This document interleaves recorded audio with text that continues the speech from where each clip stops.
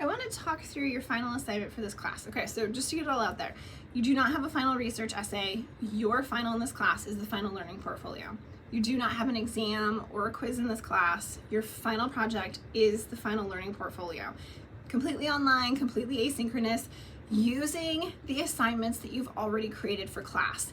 You will create new reflection letters for the pieces, but the assignments and the artifacts and the evidence of your growth as a learner come from all of the stuff that you've done this semester, all of the discussion posts, all of the activity submissions, like the activity check-ins, sorry, I need to use the right term, the activity check-ins and the final activity submissions and my comments on all of that, all of the guided notes, our conversation in the guided notes when you asked questions and I responded to them.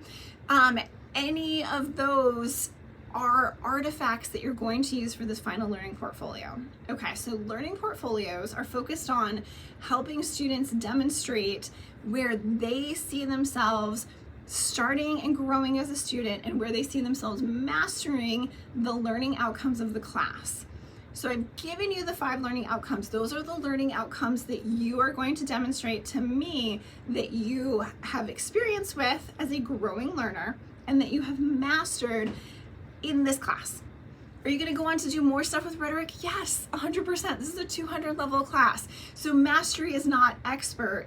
Mastery in all cases is the recognition that I have more to learn.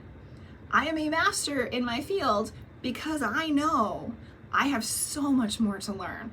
And that's what you want to demonstrate with the mastery. So the growing learner, show that you're growing, show that you stumbled, show me that you know why you stumbled, and then show me what mastery looks like because you've made adjustments to your learning, to how you're approaching things, to your skill demonstration, to all of those things.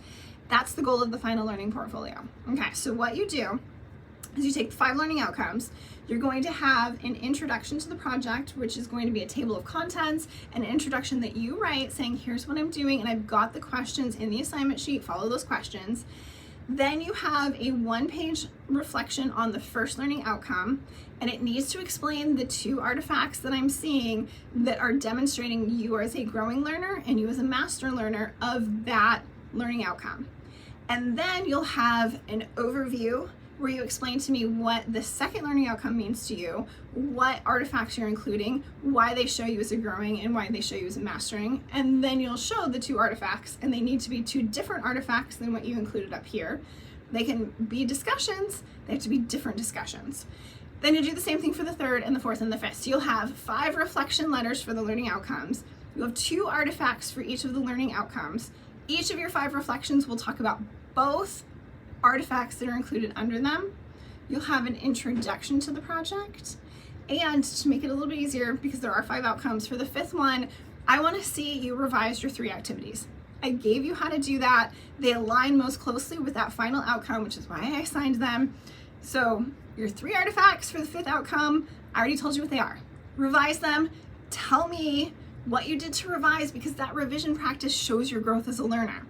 Show me what you know in the first one, and then they were purposely scaffolded so that the first one, the timeline, is really the easiest. It's the most basic understanding and awareness of rhetorical theory, and then they got more complicated because you had to show that rhetoric happened in a conversation, and then you had to talk about and create notes for somebody else to learn about contemporary rhetoric in the 3rd one. Like, we got more complicated with our activities.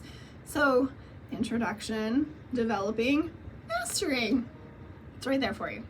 Okay, so if you have questions about this project, let me know. But again, no research paper, no exam, it's a learning portfolio. You need to submit all of those pieces as your final. So introduction to the project, there is a reflection on each of the learning outcomes. There are at least 2 artifacts for outcomes 1, 2, 3, and 4, and there are 3 artifacts, because I tell you what they are, for outcome number 5.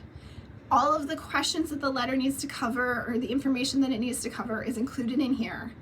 And the key that I really want you to take away, and I'm not trying to do this as a test, but this is really going to show me if you watch the video or not, mastery does not mean you've perfected everything. Mastery means you got to a point with your learning where you know how to build your learning further, and you recognize that there's more to learn. That's what mastery is. It's not perfection.